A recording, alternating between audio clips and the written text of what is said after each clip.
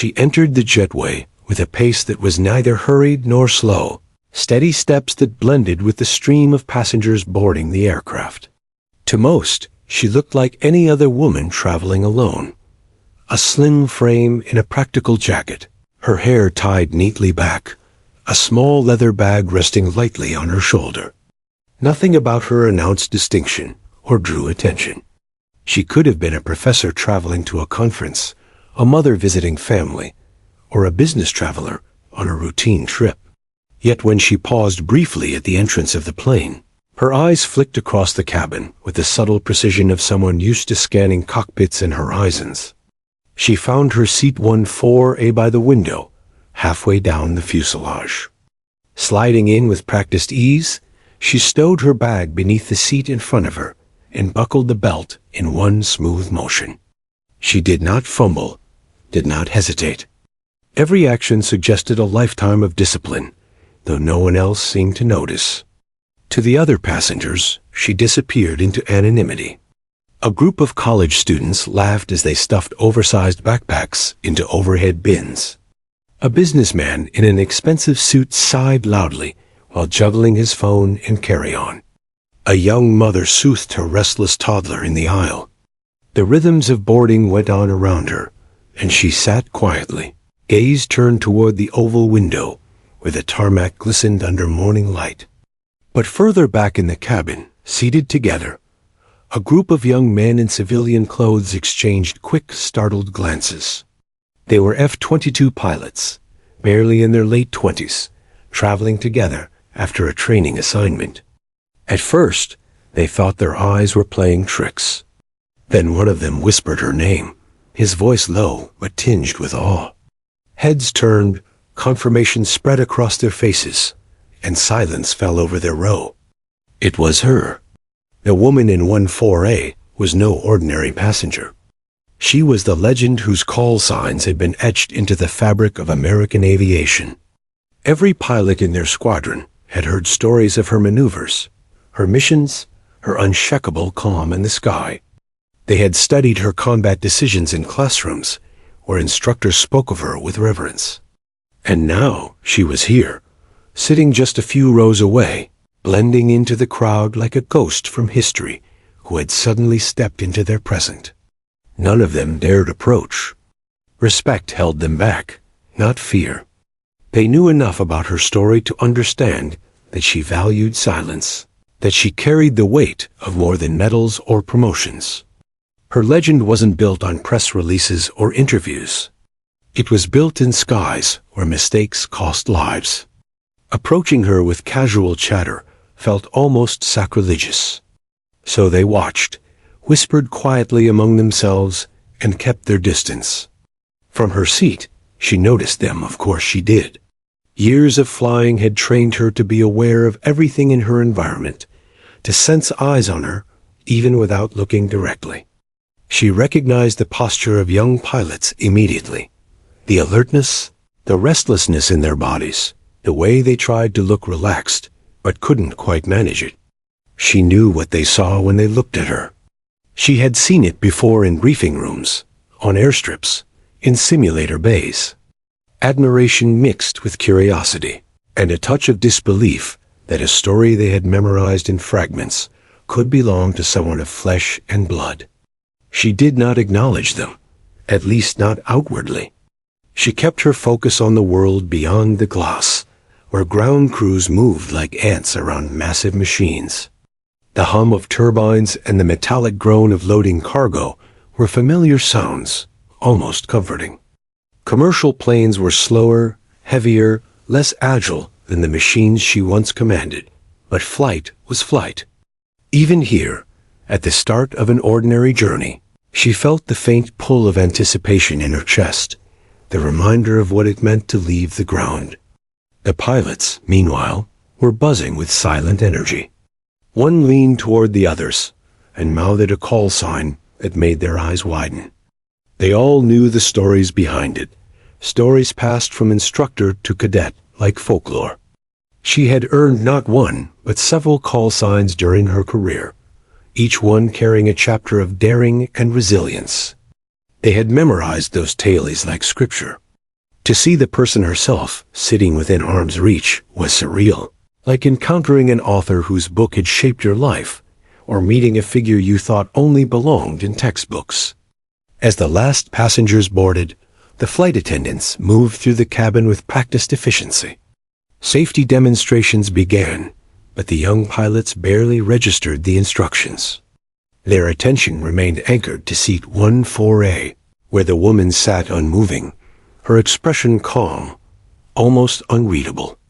They whispered about whether to approach her after takeoff, whether to introduce themselves, but none wanted to break the aura of her silence. When the plane pushed back from the gate, she rested her hand lightly on the armrest, her posture steady. The engines roared, a sound she had lived with for decades, though these commercial turbines lacked the raw violence of fighter jet afterburners. As the plane accelerated, pressing passengers back into their seats, her breathing remained even.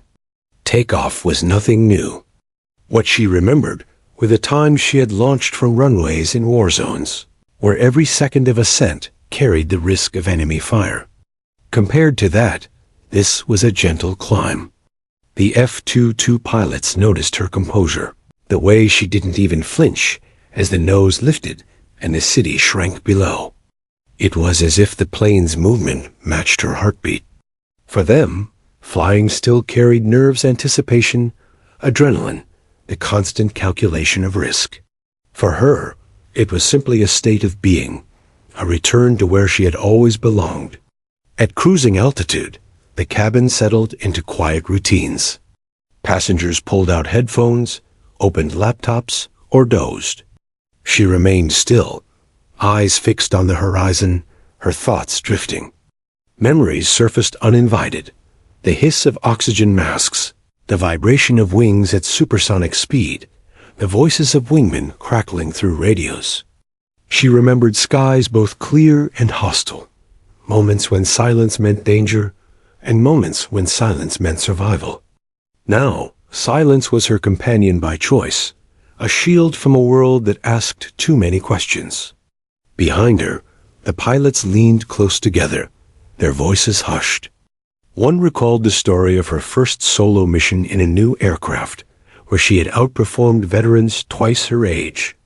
Another whispered about a classified sortie she had flown in a region few dared to enter, though the details were sketchy. They spoke of her as though she were still in the cockpit, leading them. In truth, just being near her filled them with resolve. The woman in seat 14A heard fragments of their whispers, but gave no sign. She let them speak, let them carry her legend in their own way. She didn't need to add to it. She had learned long ago that the most powerful truths were the ones left unsaid. For the rest of the flight, she sat quietly, blending into the fabric of the ordinary. Passengers around her would never guess who she was, never know the skies she had conquered or the lives she had touched. Only the young pilots in the back knew, and their recognition was enough. To them, her silence was louder than any speech. To her, seat 14A was not anonymity, but freedom, the rare chance to exist without ceremony, to simply be. When the seatbelt sign dimmed and the flight smoothed into routine, the pilots leaned back, still glancing toward her row every so often. They did not approach, but they didn't need to. Just being there, sharing the same cabin, was a memory they would carry into every sortie, every mission ahead. And she, silent as ever, carried on looking out the window, watching the horizon stretch endlessly, just as she always had. Call signs in the United States Air Force were never given lightly. They weren't nicknames chosen at random, nor were they playful tags passed around like jokes at a bar. They were earned, shaped by experience, sometimes bestowed with humor, but always backed by meaning. A call sign could be a scar carrying 2 syllables, a story compressed into a single word. Every pilot knew that. Every pilot understood the weight those names carried. Her call signs were different. They weren't just stories told among peers. They became lessons, markers of history within the culture of aviation. The woman in seat 14A had carried several throughout her career. Each had been branded by moments that tested not only her skill, but her resilience. The first was given early, when she was still clawing for recognition in a system that hadn't expected her to succeed. It came after a night flight where her radio failed mid-sortie.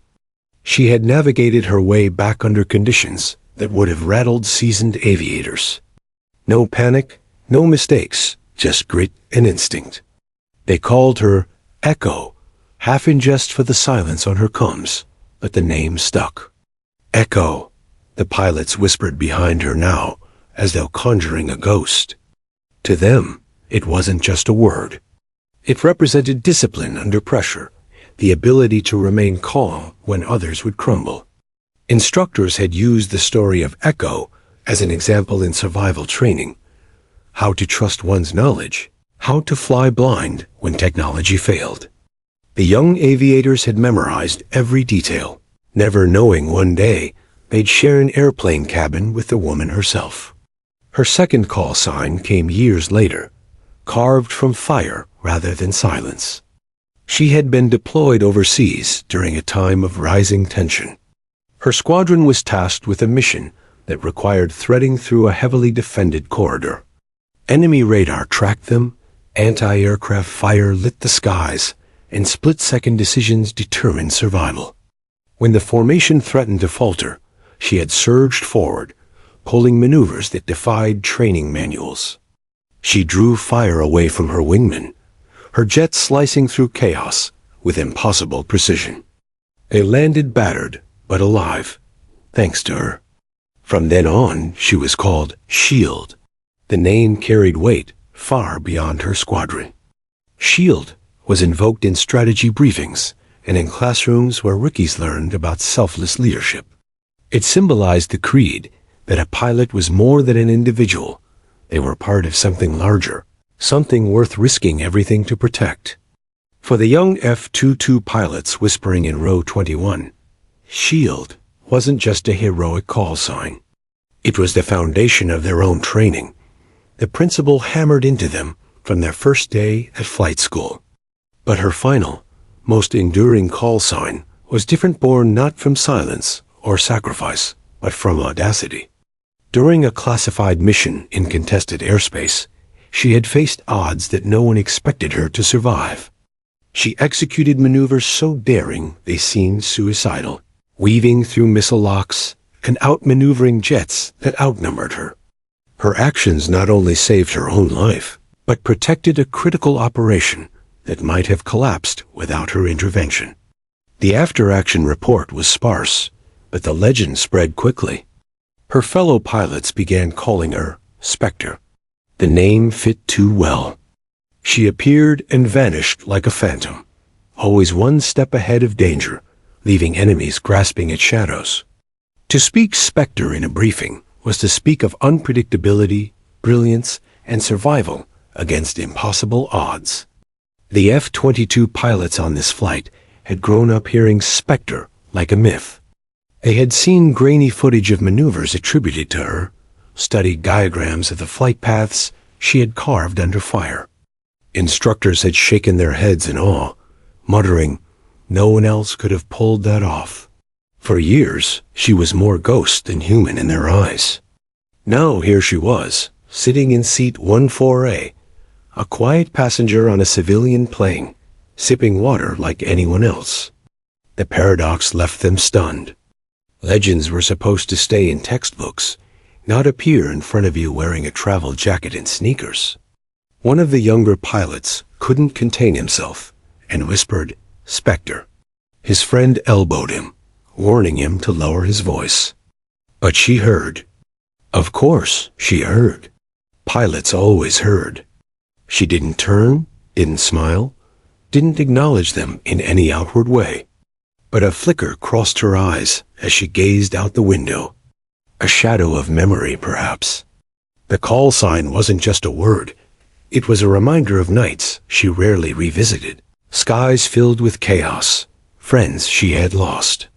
To others, Spectre was a title of glory. To her, it was the echo of survival at a cost. The young aviators could never fully grasp that weight. To them, her call signs were inspiration, milestones on the path they aspired to walk. They whispered them like prayers, each syllable carrying reverence. But for her, the names were heavier, etched into her skin like invisible scars. Each one carried faces, moments, decisions she had made in the thin air between life and death.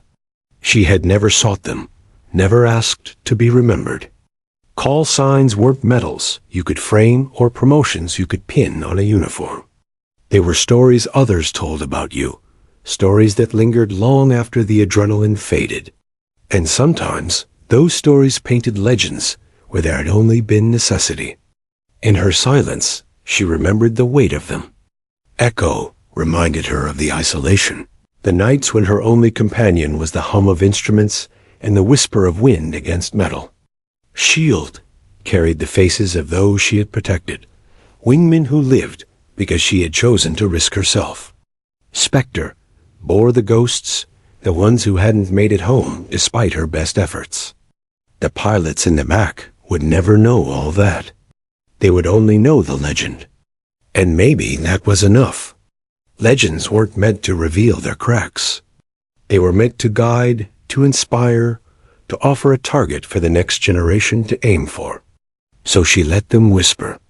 She let them carry the myth of her call signs, because she understood now that they weren't truly hers anymore.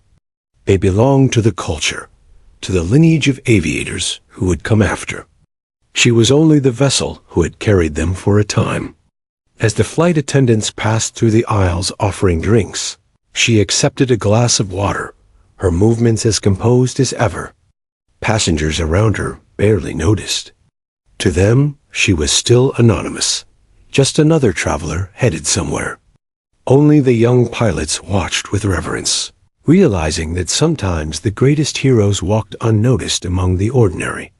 And as the cabin settled into routine, the legend of Echo, Shield, and Spectre sat silently in one 4A, carrying the weight of stories too heavy for words. Before she was a legend, before her call signs carried weight across bases and briefing rooms, she was simply a candidate who many thought wouldn't last. The Air Force had opened doors for women, but the culture behind those doors was not ready to welcome them. When she first stepped onto the training field, helmet under her arm and determination in her stride, more than a few instructors raised their brows. Whispers followed her polite in front of her face, dismissive behind her back. "She wash out," one said quietly. "She won't have the endurance." Another muttered, "Too much pressure. She won't make it past the sims." She heard enough to know what they thought, though she never acknowledged it. Words were background noise. She had grown up with them, teachers questioning her choices, neighbors wondering why she didn't chase simpler paths. But there was a stubbornness in her, a bone-deep refusal to accept limits others tried to impose. The first time she sat in a simulator, her hands trembled not from fear, but from focus. The simulated cockpit was crowded with instruments, dials, and switches. The screens hummed, the controls stiff under her grip. While others cracked jokes or leaned back casually, she sat forward, memorizing every sequence.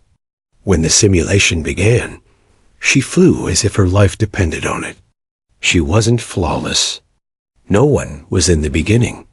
But she stayed longer than anyone else.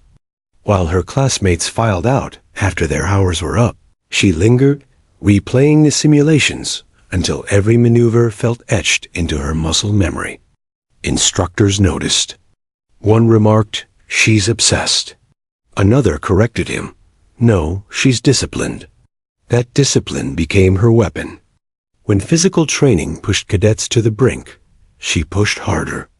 She ran until her lungs burned, lifted until her muscles shook, drilled until exhaustion blurred the edges of her vision. Every whispered doubt became fuel. She learned to silence the voice that asked her to quit, replacing it with the rhythm of steps pounding against pavement, the repetition of checklists, the ritual of preparation. Flying, however, was where she transformed. In the air, all the doubts dissolved. The moment wheels left the ground, she felt clarity. The cockpit became an extension of her body, the horizon a challenge waiting to be met. Her instructors expected hesitation, but she responded with precision. She absorbed every lesson like oxygen, applying theory with instinctive grace. The first time she executed a high G turn, she fought through the crushing weight on her chest, vision narrowing, heart thundering. Many pilots blacked out on their first attempts. She endured, gritting her teeth, forcing her body to obey. She landed pale but smiling, knowing she had conquered something vital. Her instructors, once skeptical, began to mutter a different tone. She's tougher than she looks. Her classmates, too, shifted from doubt to respect. They watched her outperform them in exercises, outlast them in endurance drills, outthink them in tactical scenarios. Still, some clung to prejudice, claiming she worked harder because she wasn't naturally gifted. She ignored them. Natural talent faded under pressure. Discipline endured. The breakthrough came during a competitive drill. Each cadet was tasked with navigating a complex scenario in the simulator hostile radar, limited fuel, malfunctioning systems. Many faltered. When her turn came, she leaned into the challenge. She managed the systems with calm efficiency, anticipated the threats, and executed maneuvers no one expected. She didn't just complete the mission, she excelled, finishing with fuel to spare and fewer mistakes than anyone else. Her instructor stepped out afterward and simply said, "That was professional." It was the highest praise he had given anyone that day. Word spread quickly. Doubters grew quieter. The woman they thought would wash out had risen to the top of her class. Yet success never softened her. She remembered every look of doubt, every whispered dismissal. Instead of bitterness, she turned it into resolve. If others questioned her presence in the cockpit, she would give them no reason to continue. She set her standards higher than those around her. Mistakes were not acceptable because every slip was magnified in her case. That pressure could have crushed her. Instead, it forged her. Her transition to advanced aircraft was another trial. The jets were faster, the systems more complex, the stakes higher. Once again, whispers followed her. This is where she break, some said. But she didn't break. She adapted. She studied schematics long into the night, memorized emergency procedures until she could recite them in her sleep, and practiced maneuvers until they felt instinctive. When she finally strapped into one of the newest fighters, she felt no fear. The roar of the engines as she throttled forward wasn't intimidating, it was exhilarating. The jet responded to her touch as though it recognized her resolve. Each flight built her reputation further. She wasn't just keeping up, she was setting the pace. Her reputation grew not because she chased it, but because she lived it. Peers who had once doubted her now sought her advice. Instructors who once questioned her endurance now trusted her with responsibilities beyond her years. She didn't ask for recognition, but it came anyway. And with recognition came call signs. Echo, Shield, Spectre, each born from moments where she had proven, again and again, that she didn't just belong, she excelled. But the greatest impact of her rise was not in the call signs themselves. It was in the shift she inspired. Women who followed found doors slightly easier to open, paths slightly clearer. She hadn't erased the struggle, but she had carved a trail. Sitting in seat 140 now, she reflected on that path. She remembered the exhaustion, the doubt, the quiet triumphs. She remembered the faces of those who had supported her, and those who hadn't. And she remembered the weight of proving herself not once, but constantly, in every room, every flight, every mission. Behind her, the young F-22 pilots whispered her call signs with awe. They knew her as a legend, a name from their training manuals. What they didn't know, what they couldn't know, was the price it had cost to become that name. For her, silence was not emptiness. It was survival. It was reflection. It was peace earned after years of noise, struggle, and relentless proving. The woman in seat 14I wasn't thinking about glory. She was thinking about the long road that had brought her there, the trail she had carved through resistance and doubt. And she knew, in the quiet of her own mind, that the true victory was not the legend they remembered. It was the fact that she had flown at all. The woman in seat 14 knew that much of her life existed in shadows. Service records told a fraction of the story. The rest was buried in locked files and closed-door briefings. The public saw call signs, medals, and citations, but never the details of nights spent in contested skies, nor the choices that still echoed in her quiet moments. Behind her, the young F-22 pilots whispered fragments of her story bits and pieces they had picked up during training, half-truths passed down like folklore. They spoke of missions never officially confirmed, sorties in places that didn't exist on maps. They spoke of how she had done the impossible and returned when others hadn't. She listened without turning. Their voices were low, careful, but her ears caught every syllable. They didn't know the half of it. Her first classified mission came early in her career. The assignment was simple on paper: reconnaissance over disputed territory, avoid detection, return with images. But simplicity vanished the moment her jet broke through the cloud cover. Radar locked onto her instantly. She was alone, her wingman forced to abort due to mechanical failure. Every second was a decision: evade and fail the mission, or press on and risk being shot from the sky. She pressed on. What followed was 30 minutes of chaos, weaving through radar corridors, cutting altitude to treetop levels, pushing her jet to limits no manual recommended. She captured the data and returned, her aircraft battered, her nerves raw. The report filed afterward was 2 pages long, stripped of detail, bland in its wording. Mission completed successfully. That was all the world would see. But those who knew began to whisper. Later came combat missions, the kind where silence was mandatory because speaking of them could compromise entire operations. One mission in particular lingered with her. It was supposed to be routine, escorting transports through a volatile region. The skies erupted with hostility, missiles streaking from the ground. She was outnumbered, the enemy pressing from multiple sides. Instead of retreating, she became the bait drawing fire, performing maneuvers so sharp they shredded the limits of her body and machine. Her squadron made it out. She landed with barely enough fuel to taxi. Her jet carried holes from shrapnel, and her uniform was soaked in sweat. That night, as she sat alone in her quarters, the weight of what she had done sank in. She hadn't thought about glory in the moment.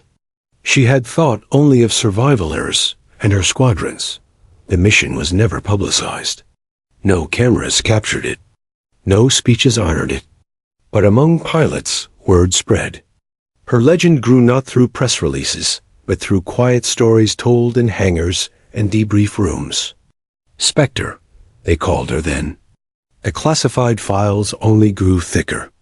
She flew into radar zones where others refused to go, threading paths through skies filled with danger. She learned to predict enemy movements not by data, but by instinct. Instructors later described her ability as seeing the fight before it happened. She could sense traps, anticipate ambushes, and turn engagements on their head. Behind her on this flight, the young pilots recalled those whispers. One mentioned the story of her vanishing from radar entirely during a mission, reappearing only when the objective was complete. Another spoke of her uncanny timing, how she always seemed to be one step ahead of danger. They didn't know if the stories were exaggerated or true. Legends often blurred the line. But the truth didn't matter. It was the inspiration that counted. For her, the truth was more complicated. She remembered the faces. Missions never came without cost. Friends who flew beside her sometimes didn't return. Each loss etched itself into her memory. She carried them silently, the names unspoken, the grief folded into her silence. The public might imagine victory as clean and triumphant, but she knew better. Victory was messy, paid for in sacrifices that rarely saw daylight. She also knew how easily a mission could be rewritten.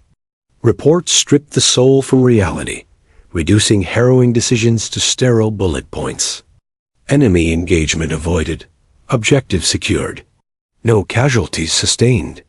Those words masked the adrenaline, the fear, the near misses that haunted her dreams. In her quiet seat on this commercial flight, she let her mind drift back to one of the most haunting missions. It had been deep in contested airspace, the night moonless, the ground below alive with threat. Her jet skimmed low, avoiding detection. She could hear her own breathing inside the mask, the sound of her heart thudding louder than the engines. Then came the unexpected, a radar lock. She had seconds to decide: dive lower and risk crashing, climb higher and be destroyed, or do something no one would advise. She chose the third. She cut her throttle, let her jet appear vulnerable, then executed a maneuver so sharp it nearly tore the wings off. The missiles streaked past harmlessly. By the time enemy radar reacquired her, she was gone. She completed the mission, but her body shook when she landed. She never told anyone how close it had been. The report read, "Radar avoided. Mission successful." Those were the kinds of truths she carried. The pilots whispering behind her could only imagine. To them, her silence was a mystery, an aura. They wondered what it was like to fly missions where every second mattered, where history itself could shift based on a decision you made in the dark.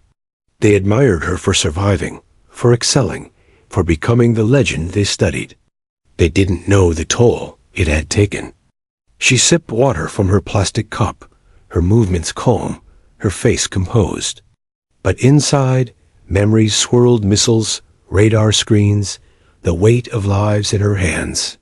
She had flown in places most would never know existed, made choices she would never speak aloud. And now, she sat in seat 14A, unnoticed by the world, remembered only by those who had studied her legend. And perhaps that was enough. Legends were not meant to be fully understood. They were meant to inspire, to guide, to show what was possible when courage met skill. Her classified missions would never appear in documentaries, never be told in detail to the public. But the essence of them, the grit, the determination, the unshakable will, had already passed on to the next generation. The whispers in the back of the plane proved it. As the flight continued smoothly, she leaned back, eyes closing briefly. She didn't dream of glory. She dreamed of skies filled with danger, of the faces of those she had flown with, of the silence that followed when the radio went quiet. Seat 14A held her body, but her mind was still in the skies missions never told in full. Victories shadowed by sacrifice. Stories that lived only in the space between silence and whispers. The hum of the engines filled the cabin, steady and unchanging. Passengers shuffled magazines, tapped on phones, or reclined into uneasy naps. But several rows behind seat 14A, a group of young F-22 pilots sat with their eyes fixed forward, struggling to keep their composure. For them, this wasn't just a routine flight across states. This was an unplanned encounter with history itself. They recognized her the instant she boarded. Legends had a way of leaving imprints: subtle posture, calm confidence, eyes that had seen more than anyone could imagine. She carried no rank insignia now, no flight suit, only civilian clothes and a worn leather bag. To the unknowing, she was an ordinary woman flying like everyone else. But to them, she was the embodiment of the skies they had dedicated their lives to. The pilots whispered quietly among themselves, their voices hushed so passengers around them wouldn't notice. They exchanged fragments of stories they had learned during training, maneuvers credited to her name, debrief tapes instructors played frame by frame, diagrams of impossible angles she had once flown. One remembered a lecture in flight school when their commander paused a simulation and said, "What you just saw, this defensive role? That came from her. She created it mid-combat when she should have been dead. Now we teach it as doctrine." Another recalled a video clip of grainy combat footage, showing a jet pulling off an evasive pattern so sudden and precise that half the class gasped. "That's her," the instructor had said. These weren't just stories. They were parts of their education, written into the very structure of how they flew. The young pilots owed pieces of their survival past and future to her innovations, her decisions, her instincts. And now, that very figure sat quietly in front of them, sipping water, staring out the window, as if the clouds still spoke to her. They wanted desperately to approach her, but something inside held them back. It wasn't fear of rejection, nor embarrassment. It was reverence. To interrupt her silence felt wrong, like stepping into a sacred space without permission. She had earned the right to peace after decades of storms. If she chose silence now, they would respect it. Still, they couldn't stop watching her. Every small movement carried the same composure they had studied. When turbulence rippled through the cabin earlier, passengers had gripped armrests and gasped. She hadn't flinched. Her shoulders remained steady, her gaze forward. To anyone else, it was ordinary stillness. To the pilots, it was a masterclass in composure proof that courage wasn't noise or bravado, but quiet steadiness under pressure. They exchanged looks among themselves, each feeling the same weight, but unable to say it aloud. This was what they aspired to become. One of them thought of his first combat sortie months earlier. He had flown into contested skies, nerves tight, his hands trembling on the controls. He remembered calming himself by recalling her footage, her voice quoted by instructors. "Panic is fuel for the enemy. Calm is fuel for survival." Those words, passed down secondhand, steadied him. And now, here sat the very woman behind them. Another pilot thought of his father, also a fighter pilot, who once said, "If you ever meet her, you'll know what greatness looks like in silence." He hadn't believed it then. Now he understood completely. The cabin around them felt almost surreal. Passengers argued softly about overhead bins. A child giggled at a cartoon on a tablet. The flight attendant passed by with a tray of drinks. Ordinary life unfolded, and within it sat a legend whose decisions had altered air combat, whose call signs still echoed in briefings and simulators. It was like seeing a monument suddenly sit beside you at the breakfast table. They knew her silence wasn't emptiness. It was presence. She didn't need to recount her missions to prove anything. Her very existence, her survival, her calm was enough. Still, temptation lingered. Should they thank her? Should they introduce themselves? Explain that they were pilots too, that her legacy had shaped them? The debate burned quietly inside each of them. But then they looked again at her stillness, the way she gazed at the horizon without demand, without attention. And they understood. Respect sometimes meant restraint. One pilot leaned toward the others and whispered, "We'll let her have her peace. But we'll remember this." They all nodded. That unspoken agreement bound them in silence. The respect they carried wasn't just for her skill, though it was unmatched.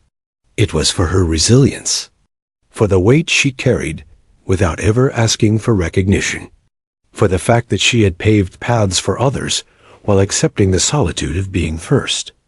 They respected the losses she bore quietly, the sacrifices hidden behind her calm demeanor. In their own way, these young aviators had already decided they would carry her story forward. Not through loud speeches or viral posts, but through the discipline of their flying, the calmness in their own cockpits, the lessons they would pass down to the next generation. Her silence in seat 14I would echo in their decisions long after this flight.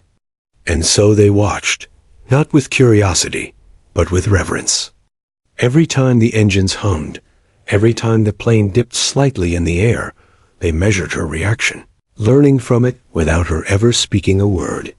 It was as if the classroom had extended to this cabin, and she was teaching them still, not through diagrams or commands, but through example. When the flight attendants announced descent, the cabin stirred with energy. Passengers buckled belts, stowed trays, prepared for arrival. The F-22 pilots remained unusually quiet, glancing one last time toward seat 14A. They had said nothing, but in their silence was respect deeper than words could convey. For them, the encounter wasn't about conversation. It was about presence. To breathe the same air, to share the same flight, to witness firsthand the person behind the call signs, that was enough. As the aircraft lowered through clouds, one of them thought, one day, maybe we'll be remembered. But she will always be remembered. They didn't disturb her. They didn't need to. Because legends don't fade when they fall silent. They live on in every whisper, every maneuver, every lesson carried forward by those who come after. And the young F-22 pilots knew, without speaking it aloud, that they had just lived through one of the most meaningful lessons of their careers, not in a classroom, but on a commercial flight in the quiet presence of the legend in seat 14A. The hum of the engines faded into the background as she rested her cheek against the cool window. From 30,000 feet, the land stretched endlessly below mountains, folded like ancient scars, rivers carving silver paths, towns glowing faintly as dusk crept across them. Passengers around her saw scenery. She saw a map of memories. Every contour, every horizon stirred echoes from years when her world existed not in cabins or terminals, but in cockpits where the stakes were measured in lives. Seat 14A wasn't just a seat. It was a pause, a breath, a chance to reflect. Her thoughts drifted to the skies where she had spent most of her life. The roar of afterburners was still in her bones, a vibration that years of quiet living couldn't erase. She remembered the push of G-forces, the weight that threatened to crush her body into the seat as she pulled maneuvers sharp enough to defy physics. There had been moments at 40,000 feet where she was utterly alone, only the hiss of oxygen and the rhythm of her heartbeat keeping her company. Alone, that word defined much of her journey. She remembered the early years, when skeptics filled briefing rooms, doubting she could handle the strain. Too much for her frame, they had muttered. She'll black out under pressure. But she didn't. Instead, she adapted. She trained harder, stretched her limits, and turned what they thought would break her into her greatest weapon. When others pushed until they failed, she learned to listen to her body, to dance with the edge without crossing it. That discipline had saved her life countless times. But not all lives could be saved. The memories that haunted her most weren't of triumphs, but of losses. She thought of the wingman who vanished into clouds during a storm, never re-emerging. His last transmission still replayed in her mind calm, steady routine. And then silence. She thought of the friend who laughed with her before a night mission, promising they'd share a drink afterward. That drink was never poured. His seat in the debrief room remained empty, the absence louder than any siren. She carried their faces with her. The medals on her uniform had never felt like rewards. They were reminders weights she bore for those who didn't return. Each mission report filed away in sterile language masked the truth. That survival came at a cost, and she had been chosen to pay it in memory. She closed her eyes briefly, the cabin around her fading. She saw the flash of tracer fire, the sudden bloom of explosions against a dark sky. She smelled the tang of jet fuel, sharp and metallic, mingled with sweat soaked into her flight suit. She felt again the trembling of her hands after missions, the adrenaline refusing to fade. And yet, in those same skies, she also remembered triumph. There had been nights where the stars stretched endlessly above, clearer than any view from earthbound eyes. Nights where she skimmed the upper atmosphere, where the curvature of the earth bent subtly against the horizon, making her feel like both a guardian and a speck of dust in the universe. There was freedom up there, a purity found only when steel wings carried her beyond the ordinary.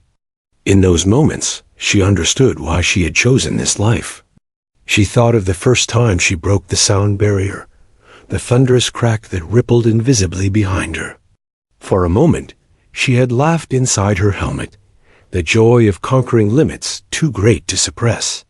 She thought of flying formation with her squadron, the trust between them unspoken yet absolute. Each movement was a conversation of skill and faith, each turn proof that no one soared alone, even when solitude pressed heavily on the soul. But victory and loss were forever intertwined. The horizon held both beauty and ghosts. The younger pilots behind her couldn't see this part of her story. They saw the legend, the call signs, the flawless composure. They didn't see the nights she lay awake, staring at ceilings, replaying decisions, wondering if a different move might have saved someone. They didn't see how often silence weighed heavier than sound. Still, she carried no bitterness. She had chosen this life. She had accepted its cost.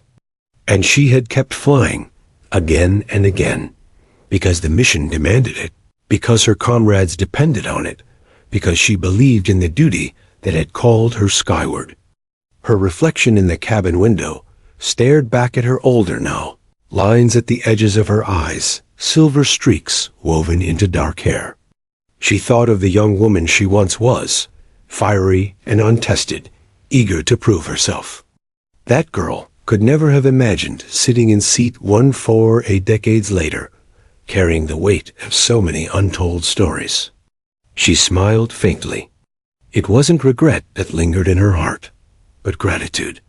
Gratitude for the skies she had flown, for the friendships forged in fire, for the moments when the impossible bent and broke beneath sheer will. She had lived a life few could even imagine. And though the world would never know the full truth, she was content knowing the essence of it lived on in those who followed. Behind her, the F-22 pilots whispered still, unaware that every word reached her ears. Their respect, their awe was enough. They didn't need to know every detail. They didn't need to carry her ghosts. They only needed to carry the lessons.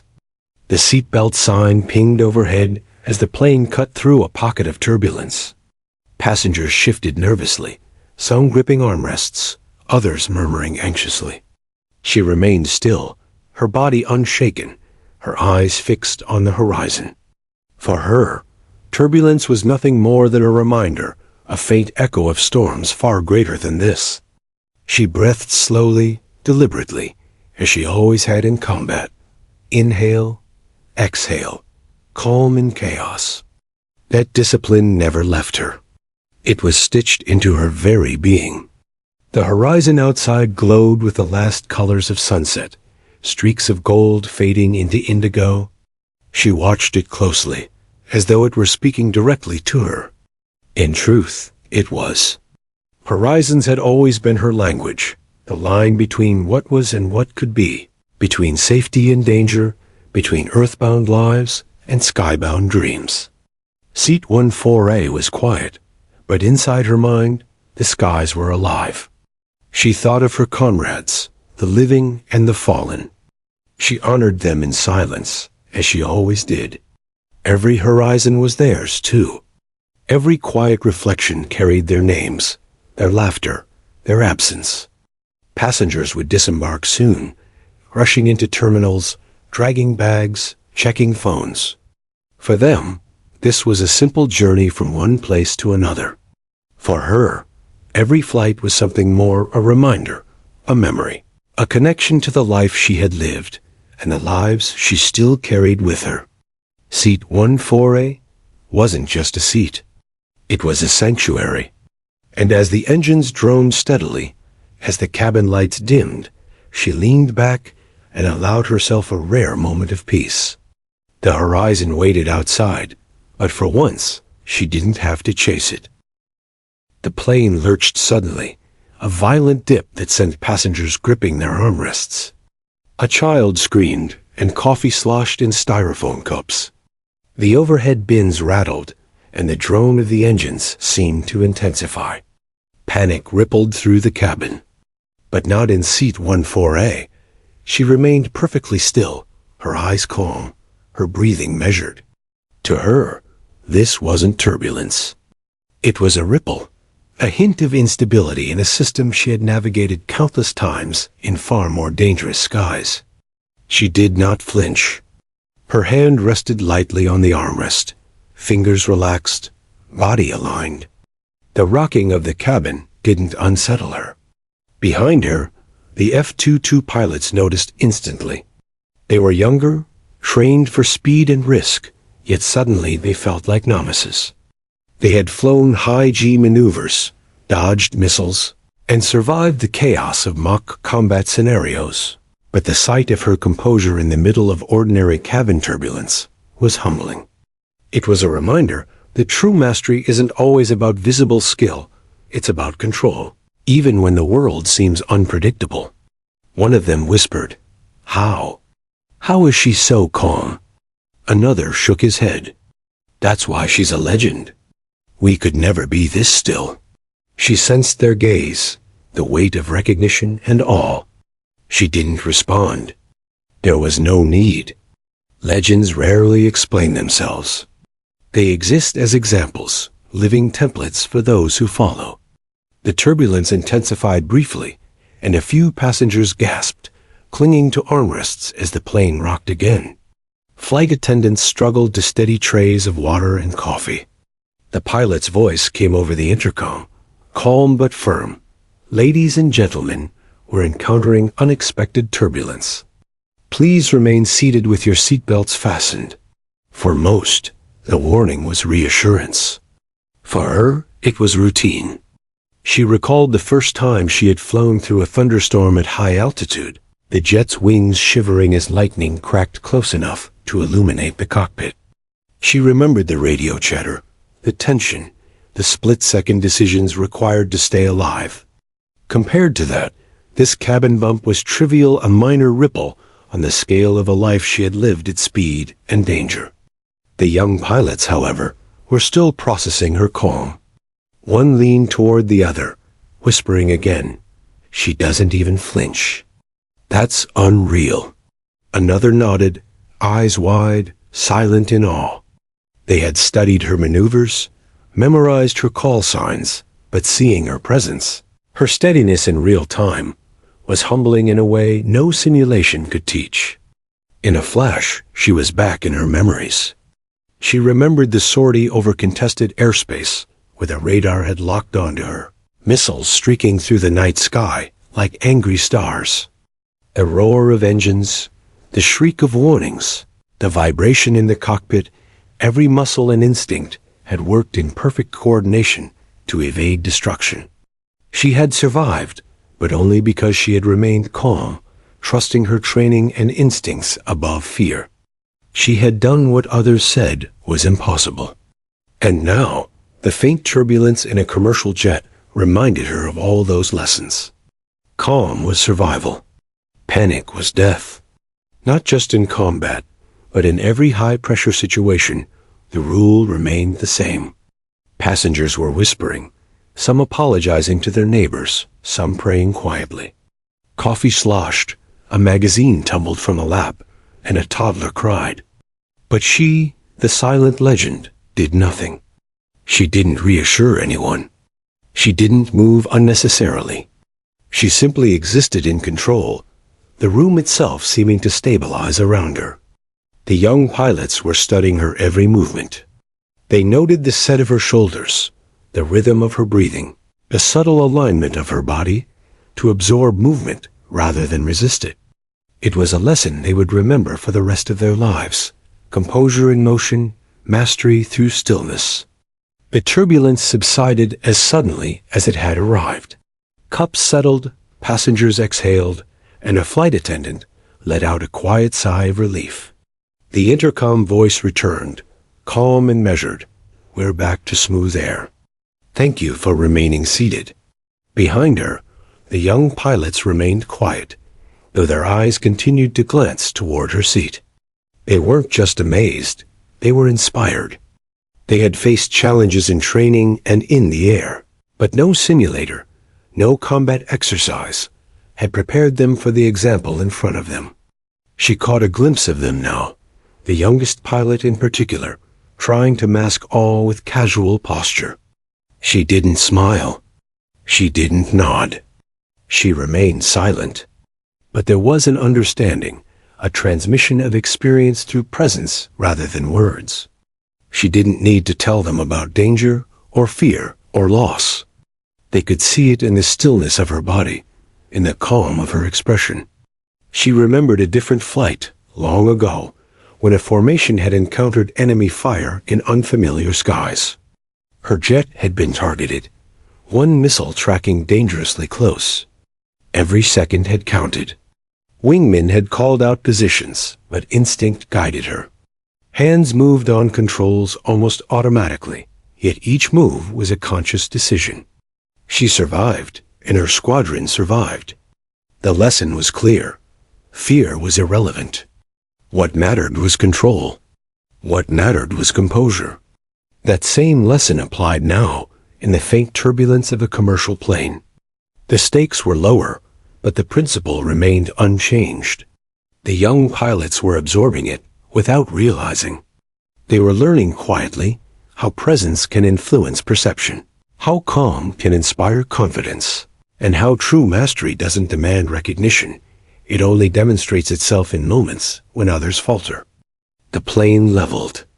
The sun dipped lower on the horizon, casting a golden glow across the cabin. She turned her gaze back to the window, eyes tracing the distant horizon, reflecting not on the turbulence she had survived, but on the countless storms she had faced in silence. She allowed herself a brief smile, not at the pilots, not at the passengers, not at herself, but at the fleeting understanding that her experience, her lessons, her life, could still touch others without a word being spoken. The young pilots shared quiet glances. One whispered, "I don't think I'll ever forget this." Another simply nodded, overwhelmed. None dared approach her. Words felt insufficient, inadequate. The encounter wasn't about conversation. It was about witness, observation, and the silent passing of knowledge from one generation to another. Seat 14A remained her anchor, her pause in a life otherwise defined by motion. The cabin settled into routine, passengers returning to books, screens, and headphones, unaware of the living legend among them.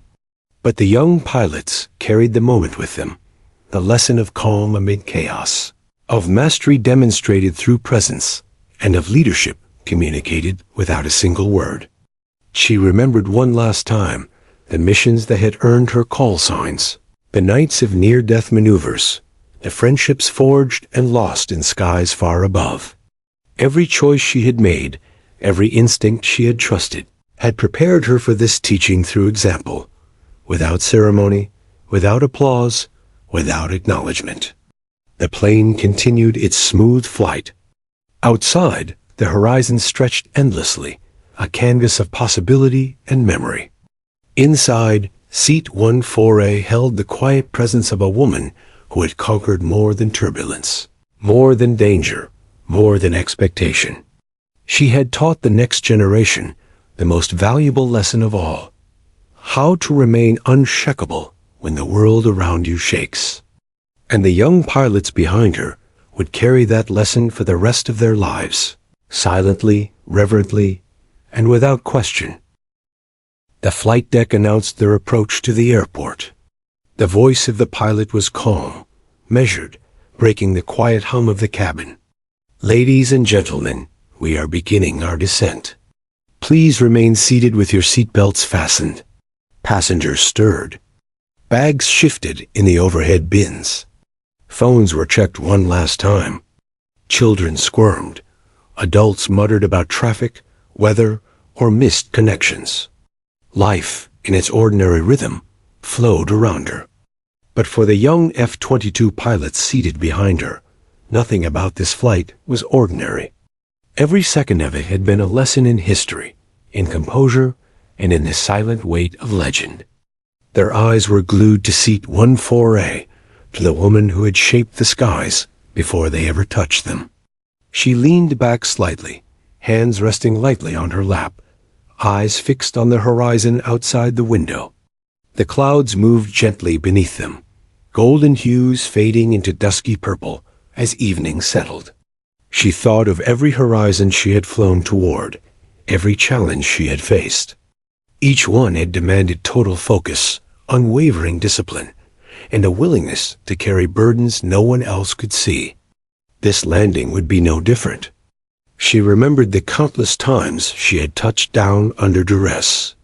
In hostile skies, she had guided aircraft with failing systems, dodged anti-aircraft fire, and landed safely despite impossible odds. Every smooth descent she had ever executed was the product of experience, discipline, and trust in her own instincts. Even here, on a civilian flight, the principles remained the same.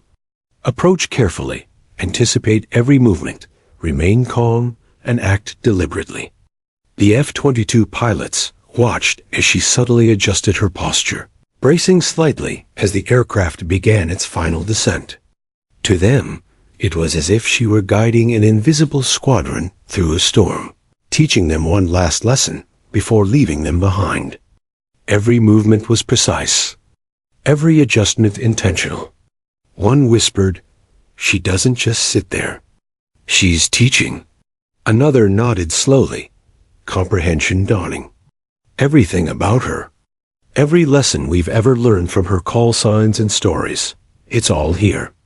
In the way she sits, in the way she breathes. She's still leading us. She allowed herself a moment to reflect not on accolades or recognition, but on the lives intertwined with hers. Wingmen who had flown beside her, friends she had lost, the missions nobody would ever hear about, all of it converged in this quiet space. And in that convergence, she found peace. The legacy of a life lived fully, courageously, and with integrity was hers to carry silently, as she always had. The cabin dipped slightly as the plane met the runway. Tires touched asphalt with a controlled hiss, brakes engaged smoothly, and the jet of the engine's roar receded into a steady drone. The landing was perfect, executed with a skill that had been honed through decades of experience. Passengers clapped politely, unaware of the full measure of mastery that had just taken place. She remained seated, calm, letting the applause wash over her without acknowledgement. She had no need for recognition. The satisfaction of a job well done, a landing executed flawlessly, was reward enough. The plane taxied toward the gate. Passengers retrieved bags, exchanged farewells, and moved toward exits. The young F-22 pilots lingered, hesitant to disrupt the moment. They had learned from her, not through instruction or command, but by observation. They had witnessed a living lesson in mastery, composure, and quiet leadership. And now, they would carry it forward. Finally, she stood. Smoothly, without hurry, she adjusted her jacket and reached for her bag. The young pilots held their gaze a moment longer, then offered small, respectful nods. She didn't smile. She didn't speak. She simply returned the nod, a silent acknowledgement of understanding, and walked toward the exit. The terminal buzzed around her. Travelers rushed past, absorbed in their own worlds. But in their midst, she moved like a figure from another realm, a legend grounded in the present, bridging past heroism with future inspiration. The F-22 pilots followed quietly, walking behind her but giving space. Words felt inadequate. How do you thank someone whose life's work had shaped the very framework of your skill, who had flown through dangers you couldn't imagine, who carried stories too heavy for words? You couldn't. You could only witness. You could only carry the lesson forward. Outside, the sun had fully set. Streetlights glimmered on wet pavement. The wind rustled lightly through the airport concourse. She paused briefly, as though the world itself held its breath. Then she moved on. For the young pilots, the impact lingered. The silence she had maintained throughout the flight, her calm during turbulence, her reflection at the window, and her composed landing, it was all teaching. She had never said a word, but her presence spoke volumes. They would replay this encounter in their minds countless times, during training, in flight, in moments of doubt, when fear threatened to take over. They would remember the lesson of Seat 14A. It wasn't just about composure. It wasn't just about mastery. It was about carrying the weight of responsibility without seeking validation, about teaching through action rather than words, about inspiring others through quiet presence. And as they dispersed through the terminal, still awed, they knew they had witnessed something rare, a living legend in the flesh, whose legacy wasn't written in history books or plaques, but in the air they breathed, the skills they honed, and the quiet inspiration she left behind. She stepped outside into the cool evening, carrying nothing but her bag and the echoes of her past missions. No one followed her into the streets. No one called her name. She didn't need them to. The world had already remembered her in its own way, through those who had learned from her, through those who had watched and carried her example forward. And somewhere, high above the ground, she imagined the horizons she had flown, stretching endlessly, filled with possibilities and memories. Each horizon was a story, each flight a testament. She had lived fully, flown boldly, and taught without words. Seat 14A would be remembered, not for its place in the cabin, but for its occupant, the woman who had once flown through chaos and returned to teach the next generation, simply by being present. She had earned the right to silence, and in that silence she had spoken louder than any words could. As the night settled fully around her, she walked into the terminal, a shadow among travelers, yet luminous in influence.